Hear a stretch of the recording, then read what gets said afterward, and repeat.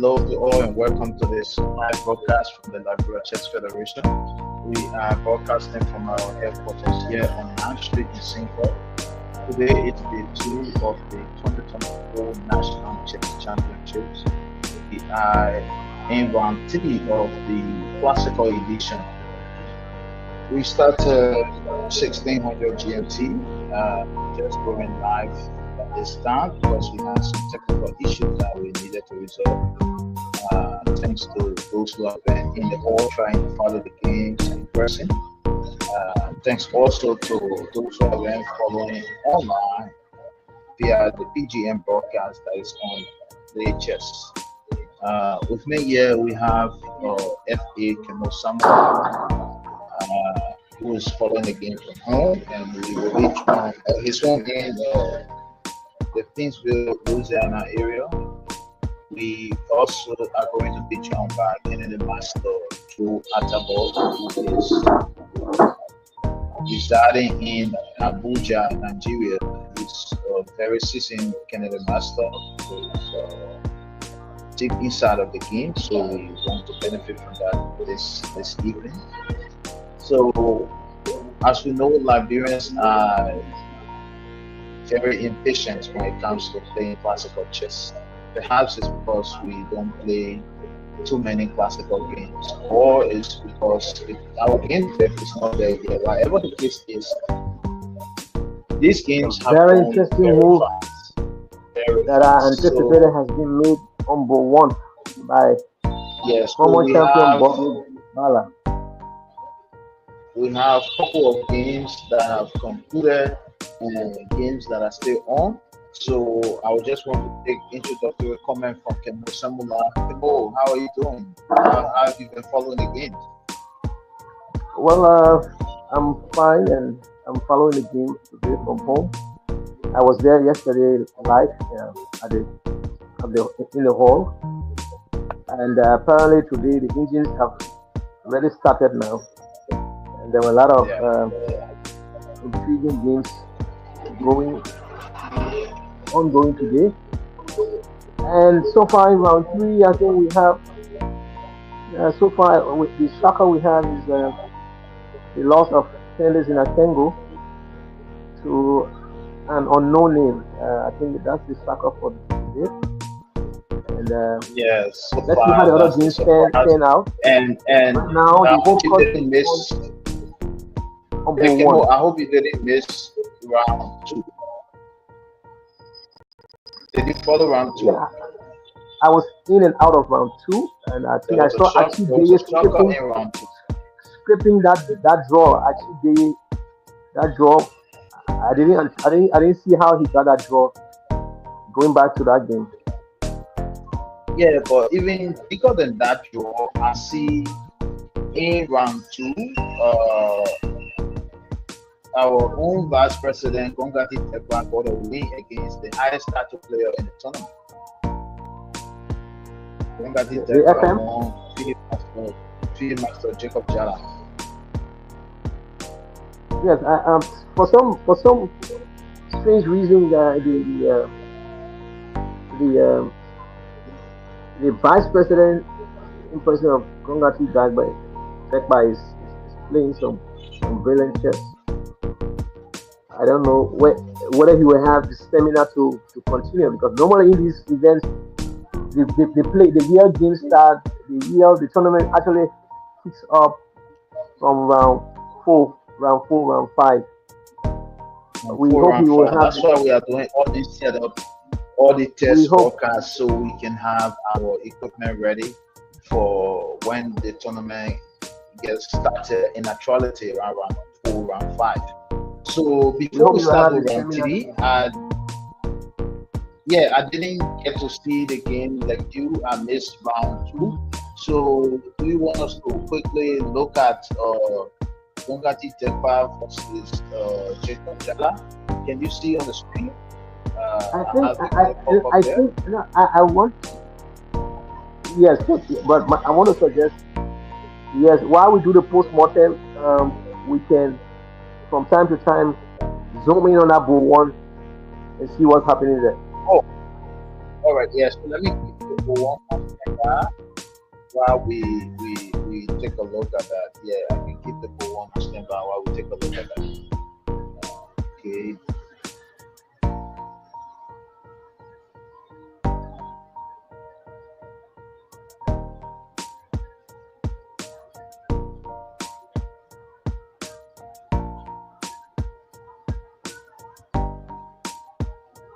Yeah, so we need to keep eye on TD around TD ball one.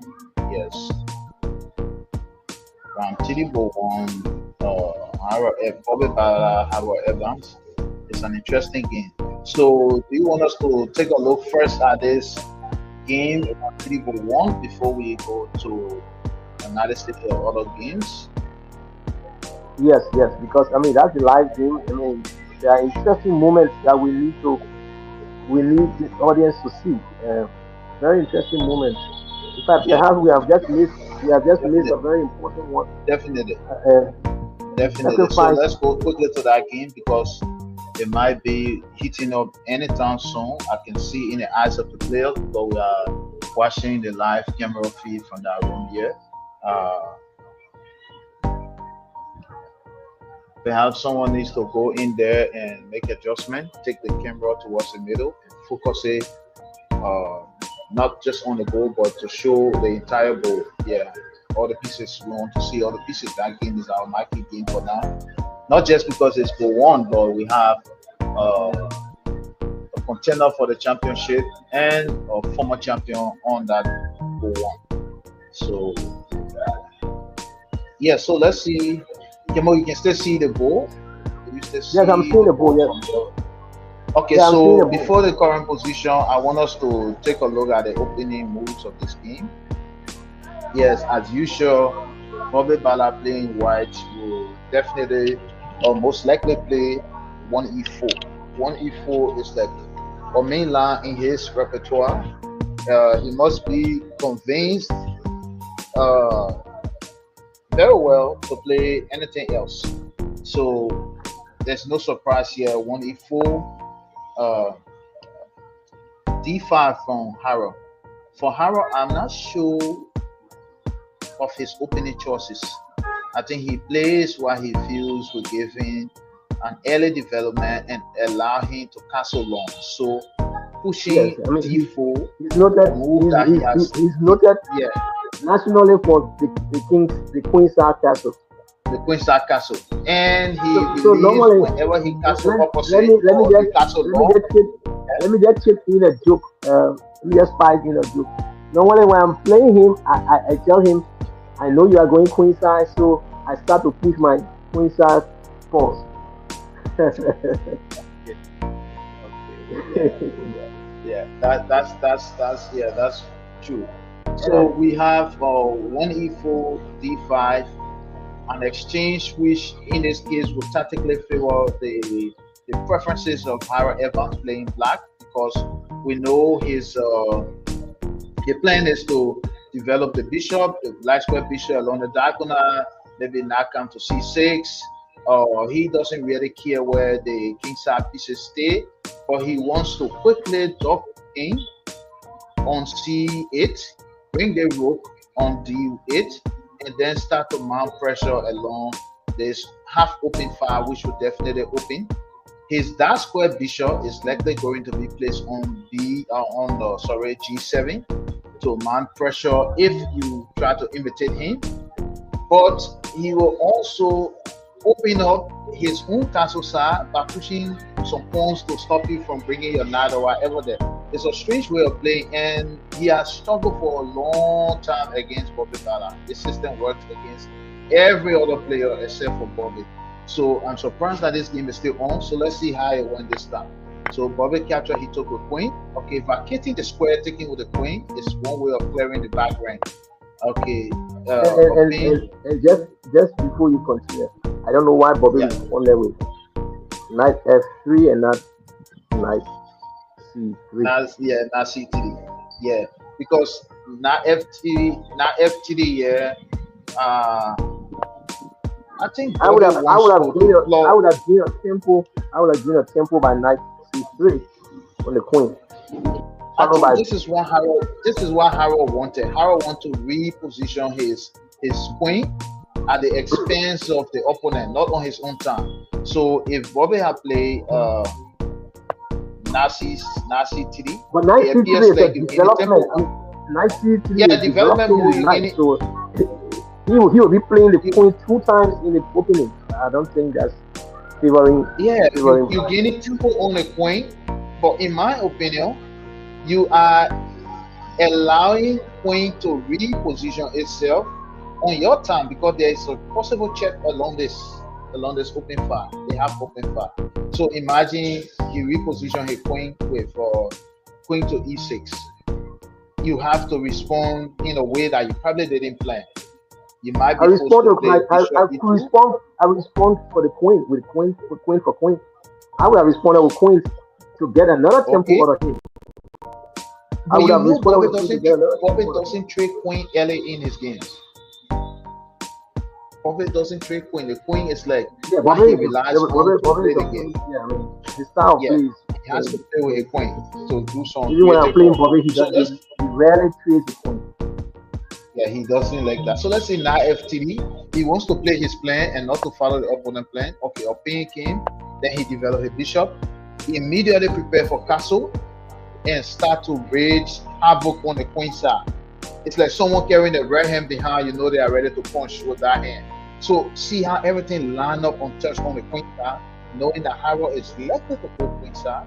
Therefore, he wants to prepare, put the king into safety on the king side, and then just start moving everything he has on the queen side. So at this That's point, my prediction at this point. So that's his take. Then he starts moving towards the side of the board.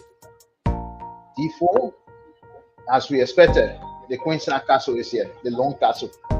So now you see, putting the knight on FTD means there's another defender where your king is likely going to be. I mean, that's my prediction here. Plus, the ball has the the fact that ball he has knew he was going disappeared. to the ball has disappeared from you. I still think we should go back to the live game. We can do this later. Can we go or maybe just play through this quickly and come to the Okay, current we position? go to the current position. Play this Okay, quickly. let's go. Play Can through you this see it? quickly. Yeah, I've seen the ball now. Can you see the ball now? Okay. Yes, I'm So seeing the Hara ball is now. mounting pressure on the king side as expected. Yes, and Bobby is doing the same on the other side. So it's all like counter play. I know what you want to do. You know what I want to do. Who does it first? Okay. It's all about counter play right now. Now Bobby has castle where we expected him to castle. Hara is where we expected him to be. Let's see how things. You see, Okay, now I it's think all about how is attempting speed for development on opposite flank. Yes, speed of development. Oh, all the pieces are now pointing towards the please go back. the direction of Please Black go Castle. All please the go pieces back. I are want to see pointing how the there. queen got in that position. Go back. Go Please go back. back. Yes, I want to see why the queen The went in queen that was on position. the edge of the board. No, I mean how Oh, did the that's queen a get there? terrible position. Okay. The bishop, the bishop attacked the queen several times, and there is no position for it. See, all these squares are dangerous squares for the queen. All these squares. So when he started to harass the queen dropped. After castle, he closed an escape path. Another round of attack. He had the option to come to. Okay, that's when he went But into I the don't booth. think yeah, I don't think playing b5 will be anything okay because he will be going up and down. There's a potential for draw here, or he could even get the queen trapped if you're not careful. So he thought that at this point it's enough. Let's just take the queen back. And I don't know how long he planned to keep the queen on a8. It's very rare to see a queen in the middle of the game on a8. So let's go. Now the pawns are coming.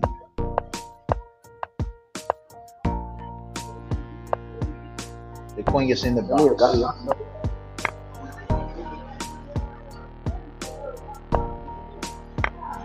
Oh, That's a sacrifice. Yes, You have to or else the sacrifice to queen would have free the stayed in queen. there, or else the queen would have stayed in there for a very long time. The queen will stay there for a That was long intended time, to that was intended to very free all the long. queens. But what about playing the king, the risky move of playing the king?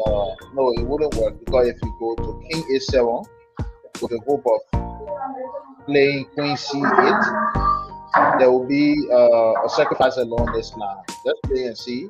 Yeah, will lead to this. And if you capture, the queen is gone. So he could not afford that. So he had to just go with the next best move. So he took a total of 3 points for the man piece. Found out that the same sacrifice came. And these bishops are nasty. I would have come out with the queen. Why did he capture with a knight and not the queen? Where? At this point or before? Before, before go back.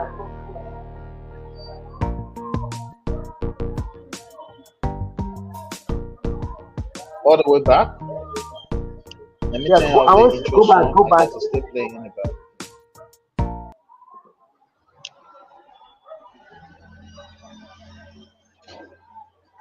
The point after the sacrifice on a5.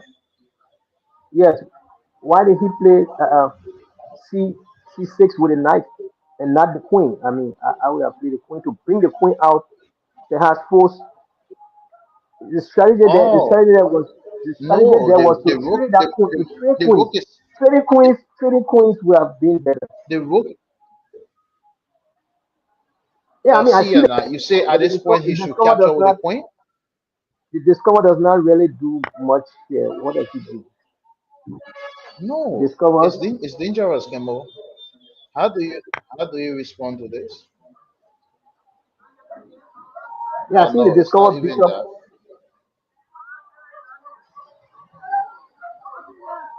You Even have to give one form to bring bishop your e2, queen in the game. bishop e2 with the plan of playing bishop f3 and then controlling everything here will be enough compensation for just that drop back of move that doesn't cost anything. So he was afraid a lot because this is a trigger. Anything can happen immediately after queen takes. So you see that that's why I think he went with a safer option and spare Perhaps, the sacrifice king. perhaps that G pawn should be pushed. That G pawn should have been pushed earlier, stopping the bishop on for G4. The pawn on g5.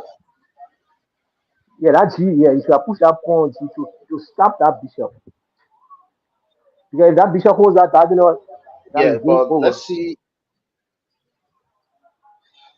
But let's see interestingly, right the knight now is there. where they are, Interestingly, then the we'll knight come is back there. with some The moves. knight is there. The bishop couldn't have played there. This is the current Okay, position. so let's follow to get up to the current position. No, want to get to the current position quickly. So Bobby trying to free his bishop, and I think at this point attacking the queen was premature. Attacking the queen was premature. But Bobby loves to attack, and he doesn't want to sit and consolidate at times. Sometimes it's what you need to do in the position because these two bishops are the style of this game. I would think about bringing bishop to e2 with the hope of one day planting it on ftd. Once you reroute the bishop to control this side, it works well with your rook that is on a1. No, I think The if you next wanted thing to is reroute that you bishop, removing the light square bishop with tempo. if you want to reroute that bishop, you have to bring it to f1 and not and not uh, and not g2 f1. because that knight will sit over there Okay, forever. yeah, but f1. Okay, f1 is a nice square, but I am thinking of a position in Huh? which I'm playing my bishop to c3 to trade. yeah, trade the bishop for the knight on e5, and then the No, a5 but is if not you follow clear, the game, if you follow and the the game, Bobby had a f3 nice. square is not clear. He has something better. He has something better that gave him something better. Just follow the game forward. Just go fast along Okay, let's forward. see why they play. He was able to get a So rook always for that. okay. So even Howard here gave his rook again for man piece. Uh, check, check again, and then you clear the pawn. This is very careless. You don't leave things hanging only because you see checkmate. He didn't even take with the what's that? He didn't even take with the queen. Yeah, he left the king completely empty. Look, target. No, I wouldn't do this. The Sometimes king is simple on his does own now. simple does. What? Okay, maybe That's a premature he's daring checkmate the check. opponent. He's daring the opponent to capture, so I can use my bishop and now control everything, including the loss of the rook that is on h8. Because if you attack with and capture now, your queen is definitely going to vacate the square. No, that's a Let's say trap. you threaten That's to a trade trap. your queen. No, that's a trap. You cannot capture. If you capture, he will come with knight check. You can Go capture back. Go back. Go back. Go back.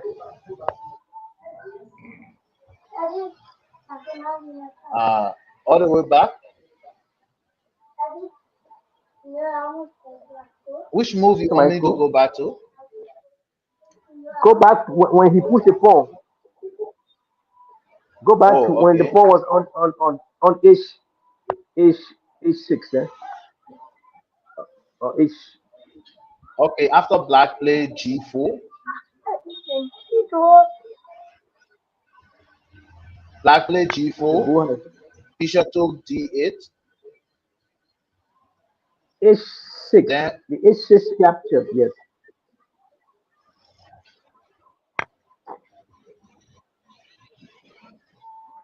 the pawn is now on So the h3. Is bishop. this what you're talking about? Yes. After the capture, I think he's going to capture for checkmate. Pawn take h3. Bishop comes back to f1. Pawn take h3? No, pawn cannot take h3. Oh, you He mean threat. right now? Didn't he threaten? Didn't he No, threaten a checkmate?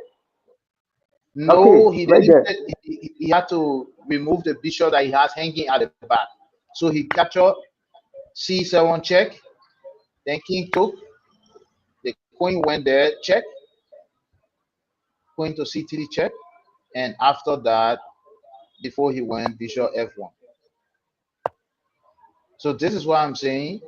I would not think about bishop f1 at this point. I will be thinking about capturing HTD with my queen. Because I see no reason why I will not do this. There's nothing stopping me from doing this. And a pawn sitting on HTD feels too scary. So I think that one he was defensive and just took the bishop back on f1. So So okay, and he still didn't take the pawn. The thing f1 is, was at at this any point. You think he moment, took the pawn? yeah, you could take the pawn and put your rook on g8. I'm not getting. I'm not getting this. I'm saying black could capture. Let's go by one step. Black could capture d2, bishop capture g2. Then you pin the bishop by playing rook to g8. Oh, this pawn on b6 is probably the main weakness here. Yeah, it's a weakness because if that pawn drop, Yeah, it's a because check. it Yeah, was a that you checkmate have to threat. give your queen to it's a checkmate. Yeah. So too much is happening on that flank.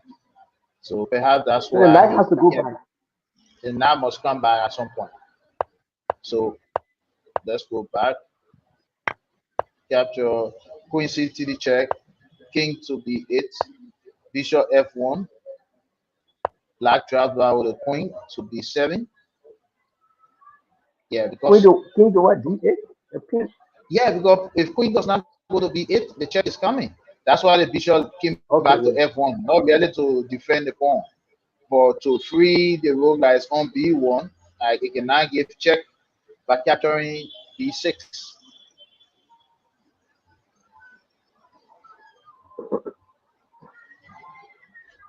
I see them discussing on the board, so let's go fast. It's like the game has ended. So the check finally came. Yeah, now f3 check. Pawn had to take. Ah, no, I think this is an analysis happening on the board. It was not the gameplay. So if the game is over, they need to stop moving the pieces and declare the game over.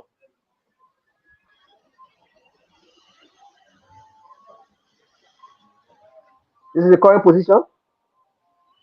Yes, I see them talking on the board. Just watch the camera feed. It's like the game is over, and they need to place the king in the middle of the board when the game is done to indicate. Hey man, Elijah is there. Please tell Elijah, let them place the king in the position to indicate the result. People are watching the game. Before you set the ball, indicate the position. Uh-huh. Yeah, I think he played All that right. rook. Now Rook they have F8 done it. was late. Rook F8 was late. He should have gone for brook. He should have gone for brook and left the bishop and play rook F8 instead of capturing the bishop. Rook f8. Instead of capturing the bishop, instead of taking bishop, he should have played rook F8.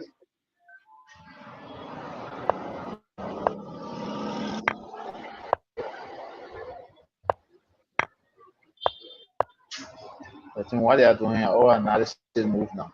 The game ended before this. Well, but the idea of Harold being predictable, stubbornly predictable, we must add, is like the key to his succeeding in this particular game.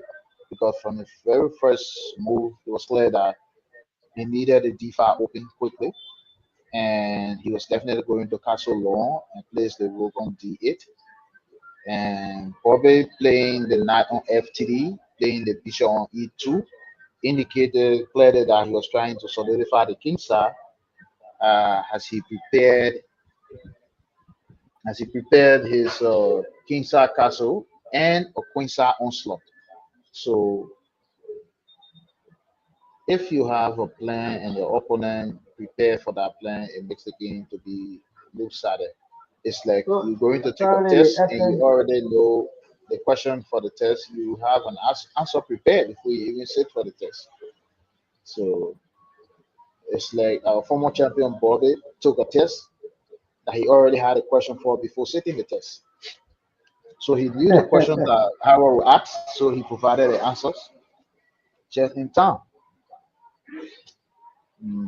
So this game, it ended at move 43, and about three moves here were just analysis move.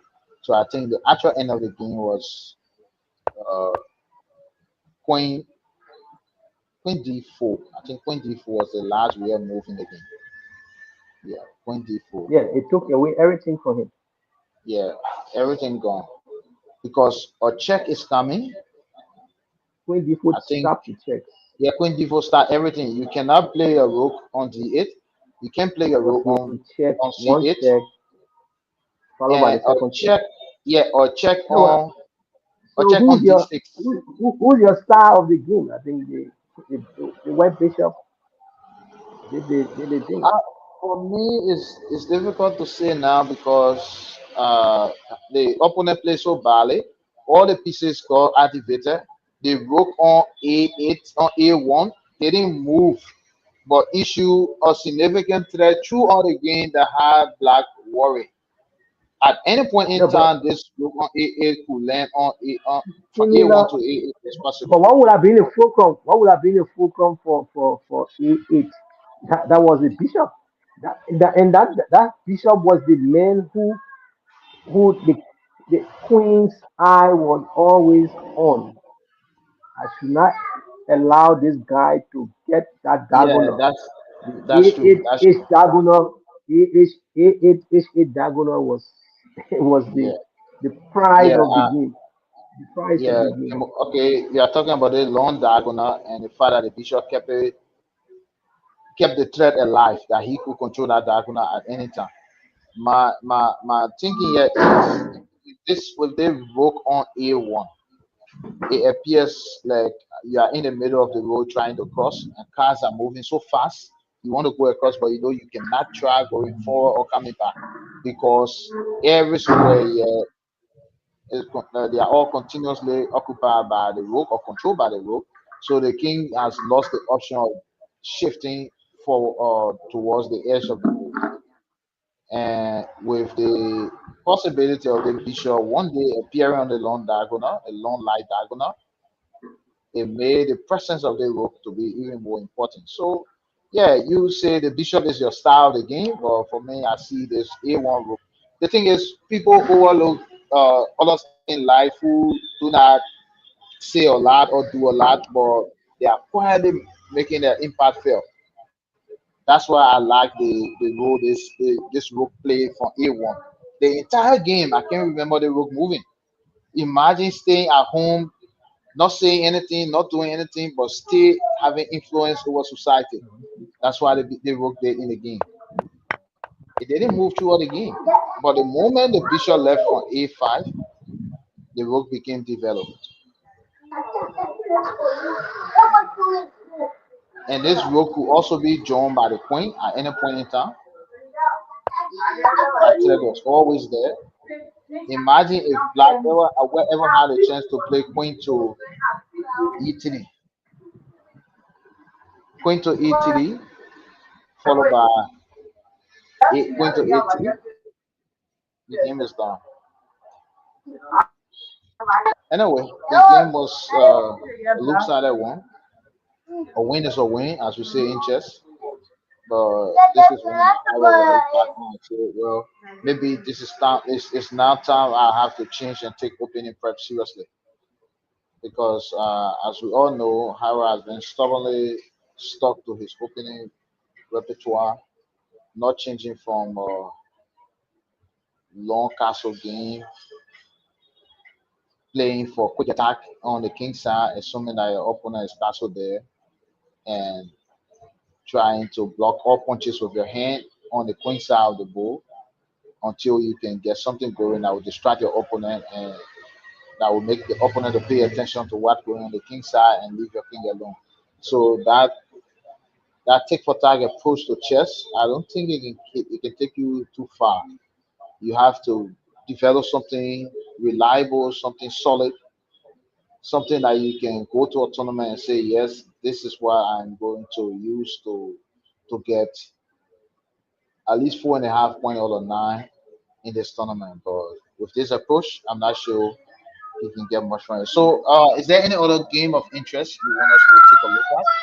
I can see Daniel Kolomeni is still locked in the match against who's that? Jacob Jala. Let's see if we can find that game quickly. Yeah, I got to go now. So maybe we Okay, can look okay, at yeah. But thanks for being with us. Let's see. I just want to go quickly through this game. I think it's the last game that is on. Who is in the hall? Yeah, I think Daniel Kolomeni, Jacob Jala should be the last game on right now.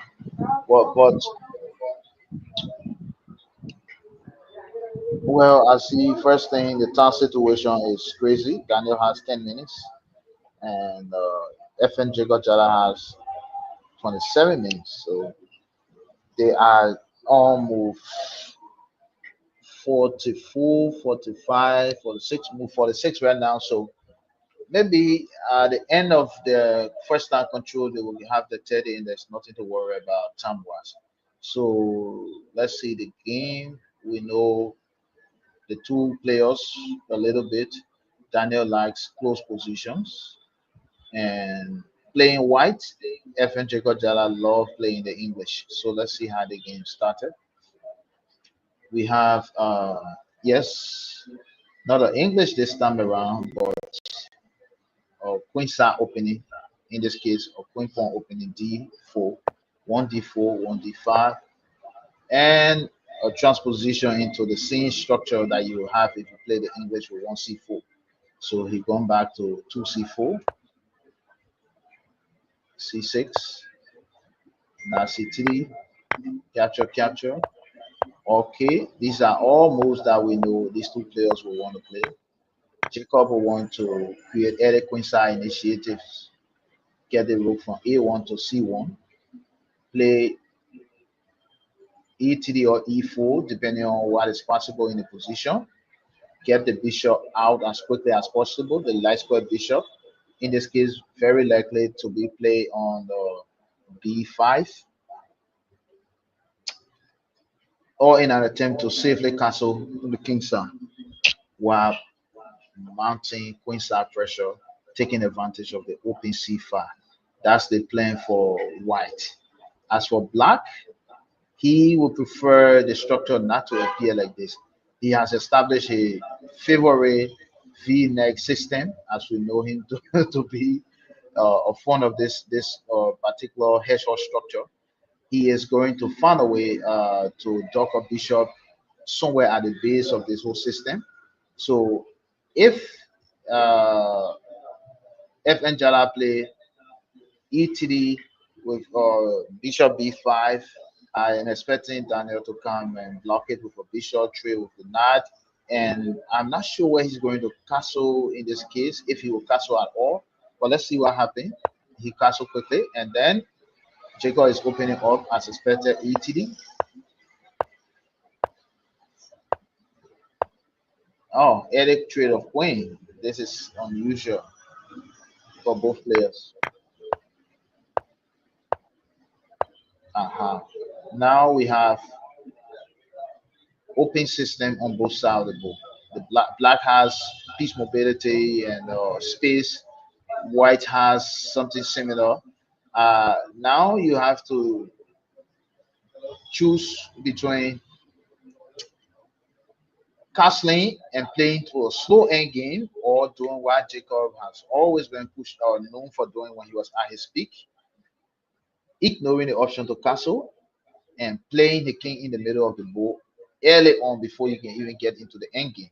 So the FN Jacob Jada we knew or the past would think about playing the king to E or king to F2 and sliding the rook on the back wherever he wants to place it depending on his plan. He is not someone who will say I must castle first before I execute my plan, but perhaps he has changed. Also possible here is the idea of keeping the king in the middle because there's no real threat, or knowing that you have the option of king to f2. You can start with an immediate h4 and try to break open the castle because there's no loss of initiative at this point on the queen side of the board.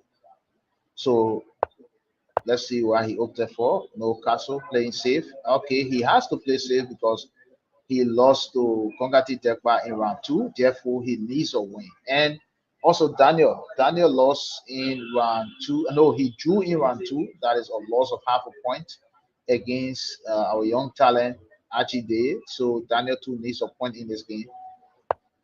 So both players are desperate for point. We expect them to play safe in this game on many occasions. Okay. So at this point, we now see the first attempt by Daniel, keeping the system solid, not altering his pawn structure on the king side, but trying to get his king back into the middle of the game because pieces are about to leave the board, and he wants to be ready for the ensuing endgame in which the king becomes the most powerful piece on the board. Let me check and see who is trying to join here. No, no one yet. So we go back to this game. Daniel plays an early king to f8. These are moves we see when the rooks are off the board, or at least a pair of rook leaves the board. But in a position where the two rooks are here with two mana pieces each, it's a bit risky. Even though we know white has no influence on the light on the diagonal. The dark squares can be exploited here if you have the opportunity by the king. But whenever the board is crowded, you keep the king in hidden. That's a general principle. So, but Daniel is experienced and he's a candidate master for a reason. So we will trust his judgment here. Okay, and here we had the opportunity for a trade that could potentially lead to a pass move. Why come back to C3 when there's a possibility of playing C5? Knight to C5 appears promising at first sight. It may need calculation or a bit of planning to play, but I do not understand why the knight came back when he had an option to go forward. Let's see, maybe that will come up soon.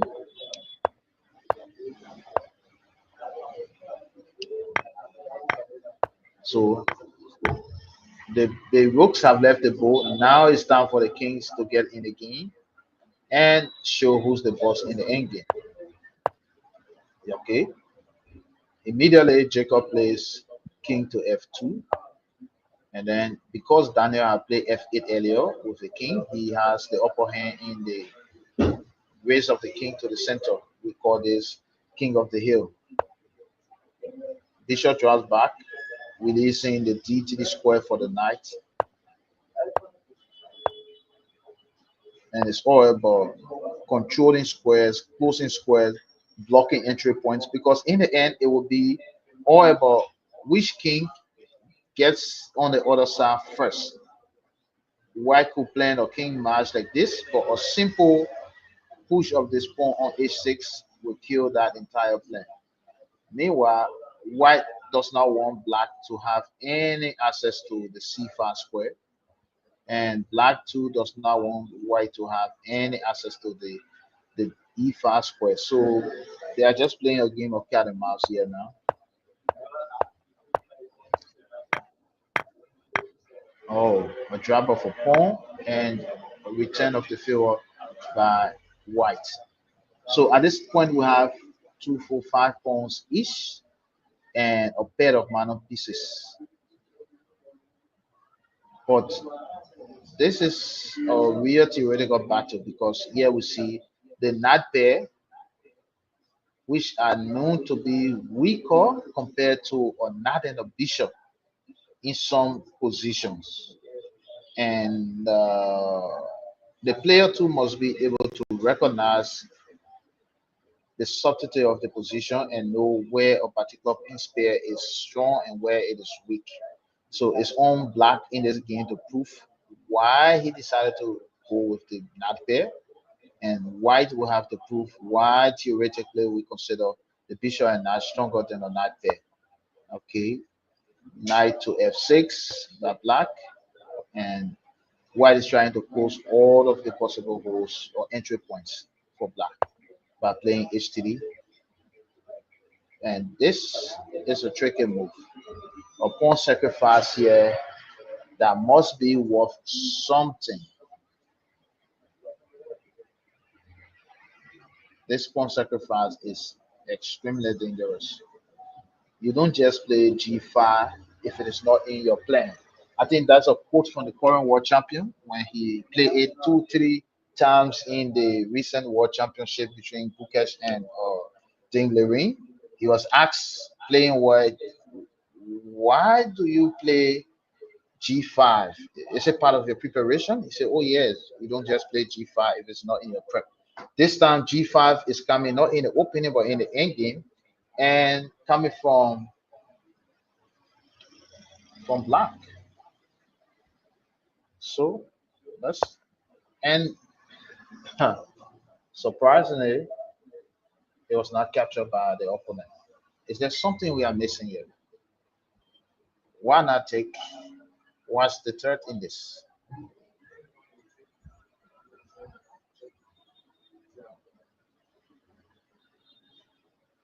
What's the threat in taking? For me, I like to learn by my mistakes. I would take anyway. It's the immediate loss of it by yeah, but you still don't lose anything. I prefer clearing things than maintaining tension in the end game that has two knights on the board, and I don't want to give the knight a lot of squares on to jump on. So let's see. He didn't take. My God, more Rex.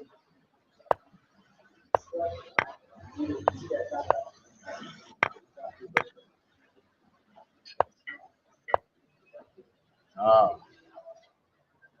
in an end game, I mean, in my experience, which is not much to read about, you don't get tactical with end games. End games stand to be theoretically sound, and it feels here like these two players are playing with fire because one mistake that goes wrong in the end game, that's the end of the game. In the opening, in the middle game, you can be tactical because you can afford to be tactical. If something goes wrong, you have time, you have materials on the board to make up for your mistake. But I see people are playing tactics in a sensitive position. So let's see. So this is the current position, and I see uh, Black has run all of the first time. I think they are in the second time control. The game is not done because I can see on for 1 year the players are still on the board, and we have gone beyond this point. There are fewer pieces on the board as you can see. A lone king and a king and a knight. I'm seeing there. They say a king and a pair of knights. I need to check that board. A king and a pair of knights can win only if the opponent assists you in the process.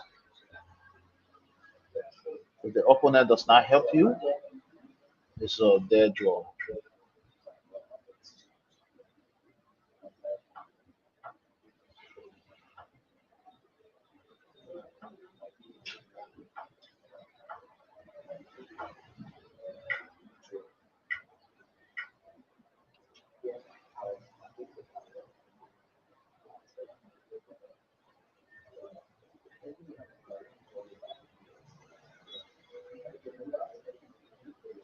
So at this point, we have to just go to the live board and focus on that for a moment. Go into solo mode and try to see how we can update the PGM file for this game.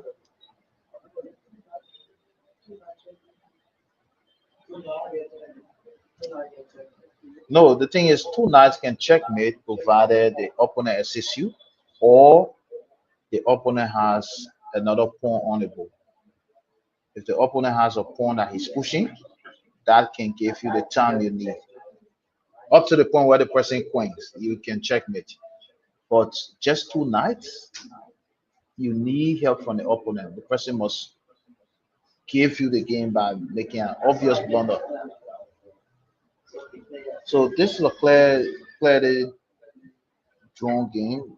If the two players know they could save their energy for tomorrow, uh, Jacob will have no problem taking the draw. But I think Daniel wants to squeeze it for a win.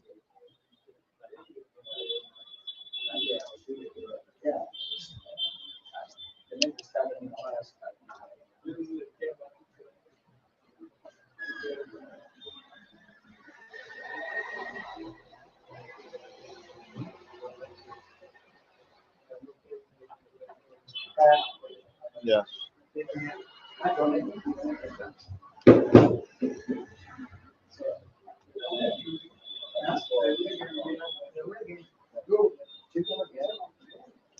James Turner is still playing. Who is he playing?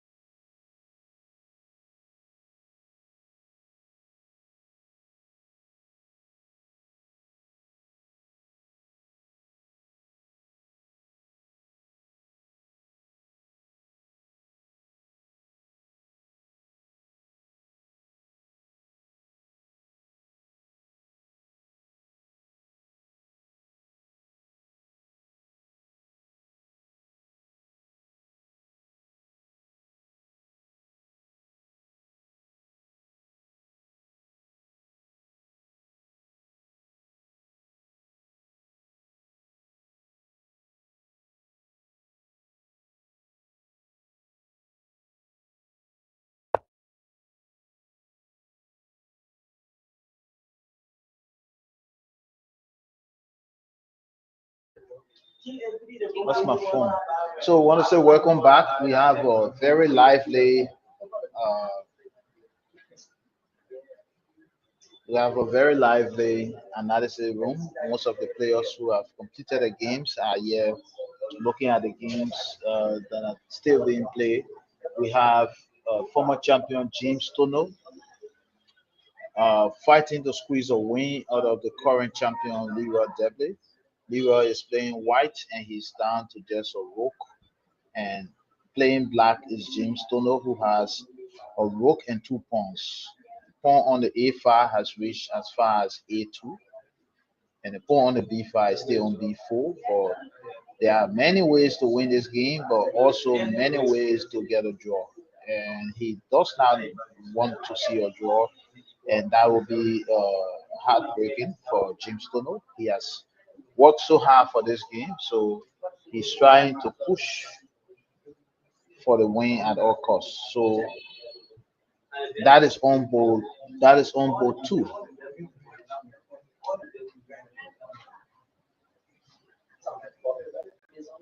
Uh,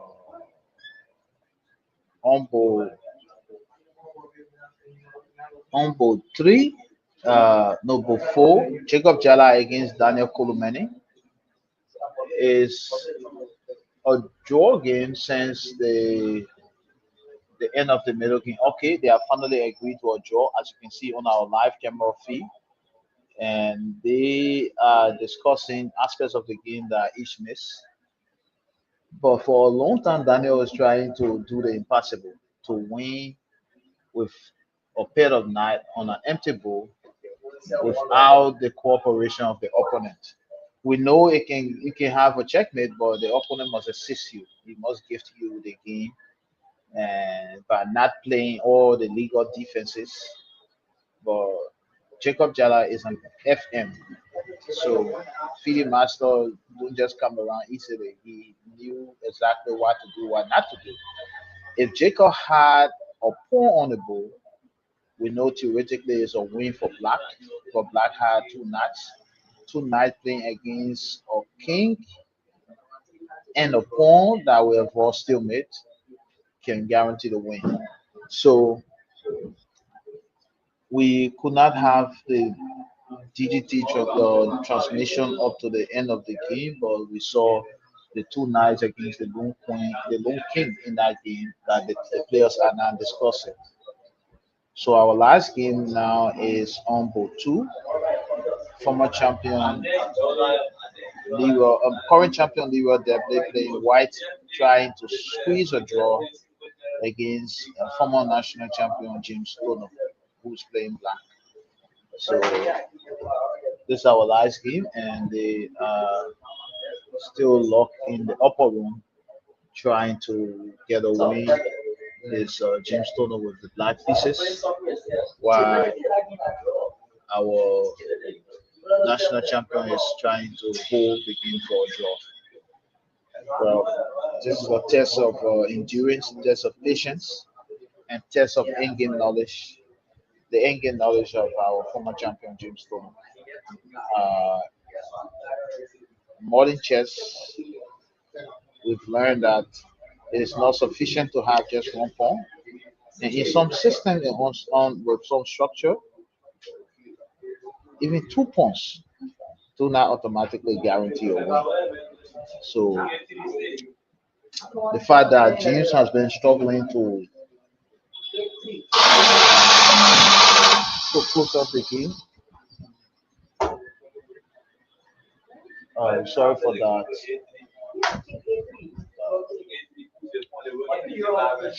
Hmm.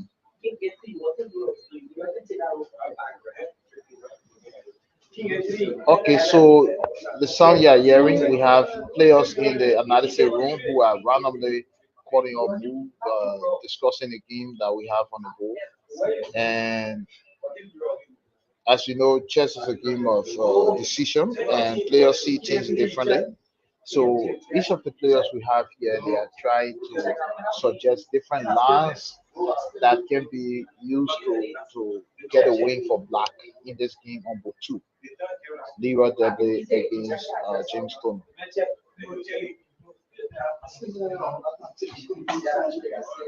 Okay, gentlemen, one at a time. I will try to flip the camera so you give your analysis. So we'll switch to the main bowl, and now we have Leroy Devlin playing white, trying to do the lateral defense with his rook to avoid any side check along the first rank. And you guys are suggesting motion with the king, motion with the pawn, motion with the rook. So I want us to take our time, one step at a time. Oh, Jamel, let's take our time. I will spin the camera around. You give your analysis, and let's hear from your point of view. What is the former national champion not doing? We have.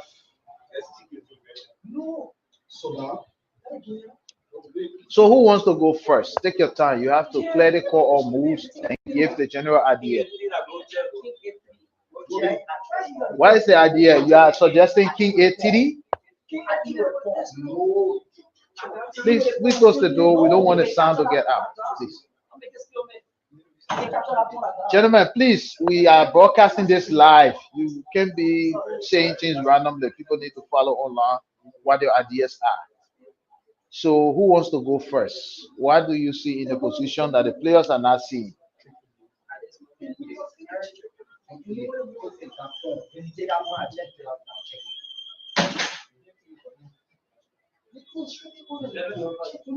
Eh? You want to go first? Okay, we have no. You can be this way. Yeah. No, you can just stand over there. We'll point the camera in your direction. Yeah, just stand there. We will see you clearly. Okay, yeah, we have our young player here, in person of Lane Brown, who wants to discuss the position we have on the board. Uh, how can Black how can Black execute a win, and what is he missing? These are things we want our players to talk about. So, gentlemen, please, we're broadcasting this thing. Let's talk one at a time. Lynn Brown is saying he has the solution for the position that the players are missing. So let's go. Black has already played. So what's your evaluation of the game, first of all?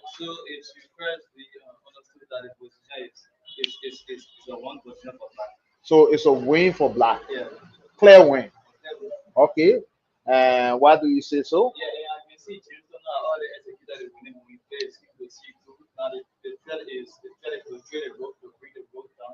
King to c2 is the right move.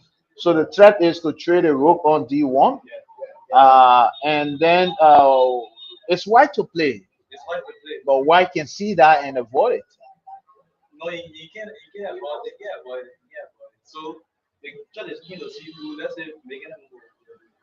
Okay, king to c2 is the threat. So if I play the rook check, you black, then I capture, you take, then I defend. King c2. Okay, this is one way. So let's say I don't play that. The player is better. Okay,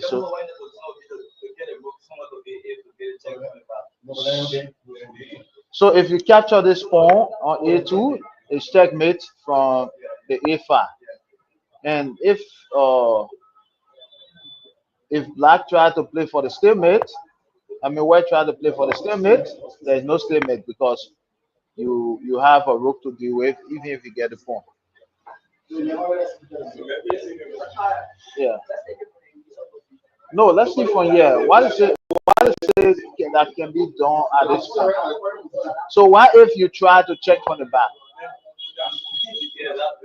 Yeah, there's a rook to h8. Gentlemen, let's settle down. Rook to h8. What will be the response to this? Rook to h8.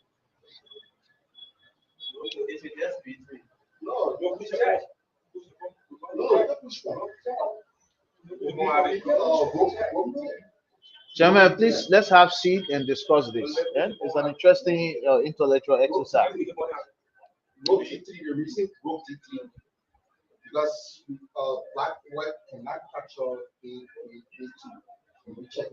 So FN Jacob Jara is suggesting rook D3.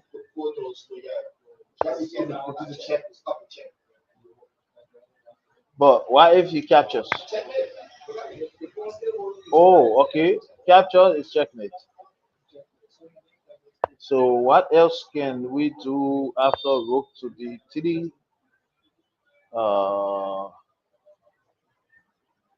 check. Then we'll come back. Go back to rook to H8. Rook to H8.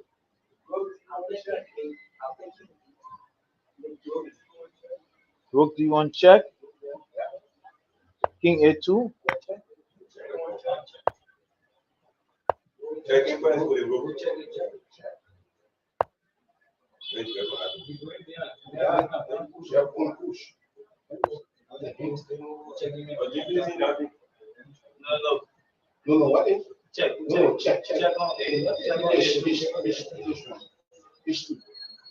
H2.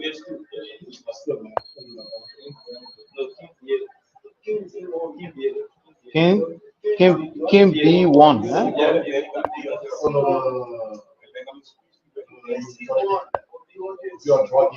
No, there's a win for white. A win for white. This structure will lead to a win for white. Because if the king sits in here on B3, how will you do?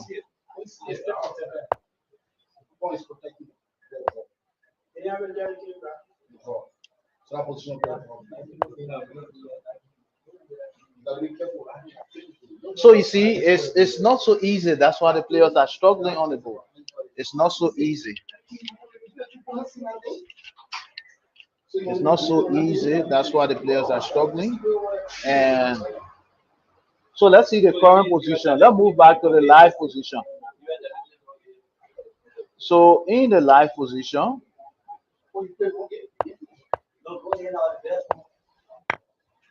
no, this is another same move. Let's go back to live position. Uh, where have they played? I'm not seeing the live move. So it's still white to play. He has not moved since. Yes, since king played to C2, white is yet to play. Rook H8, right? Rook H8. Okay. So that was interaction from the fans in the hall who just finished their games, and we are live in the analysis room. Uh,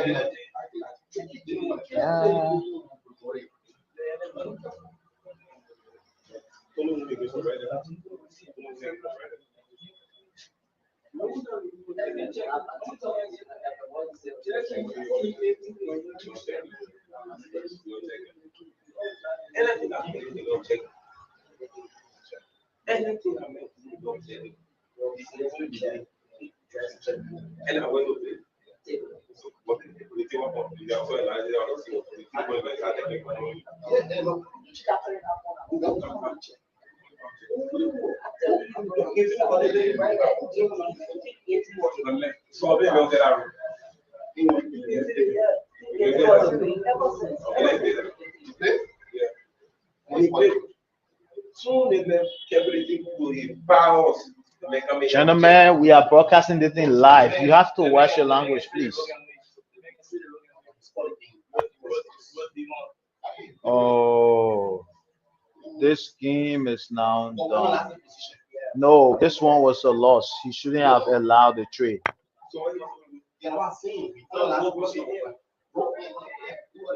He shouldn't have allowed the trade.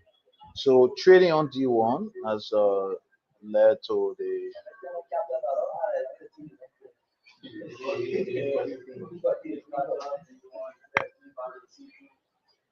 Oh no, he's behind. He's late or move.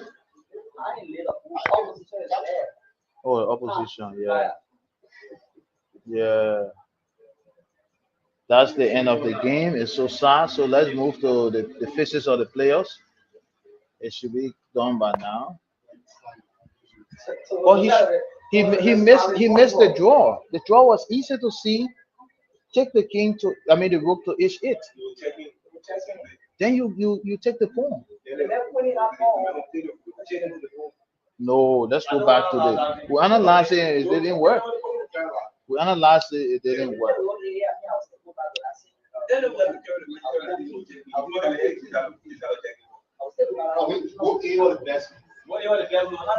Gentlemen, see this. We analyze this, right? So no, not this one. We going with rook h8.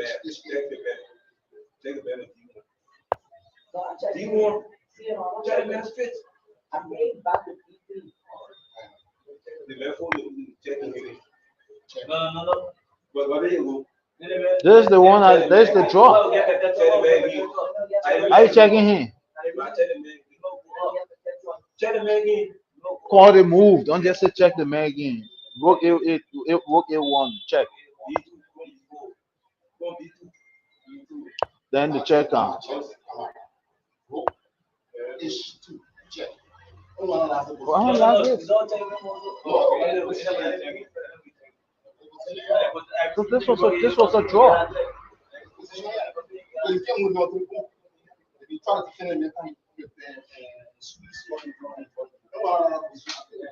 So he resigned. He just resigned, and the game is over. So it's unfortunate that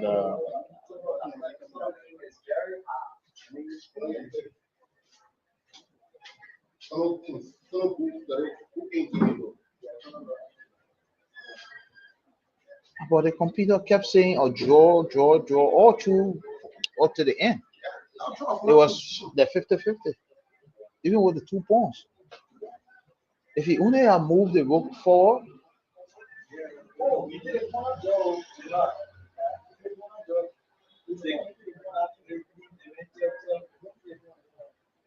what what is it? It's still a draw.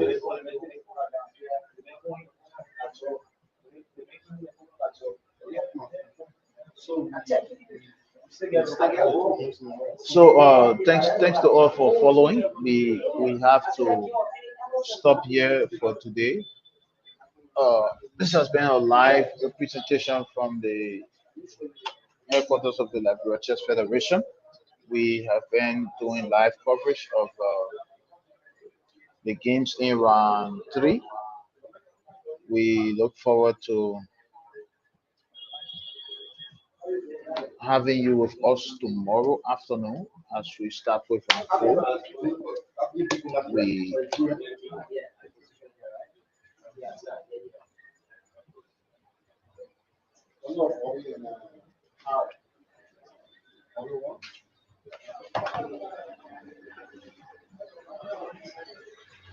we will announce the start time as early as possible as we drop in the pairing for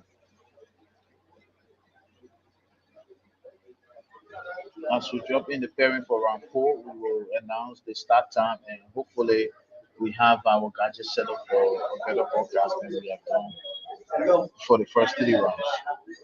So thanks for following, and we look forward to see you tomorrow afternoon as we start round round four, most likely by 12 midday. For now.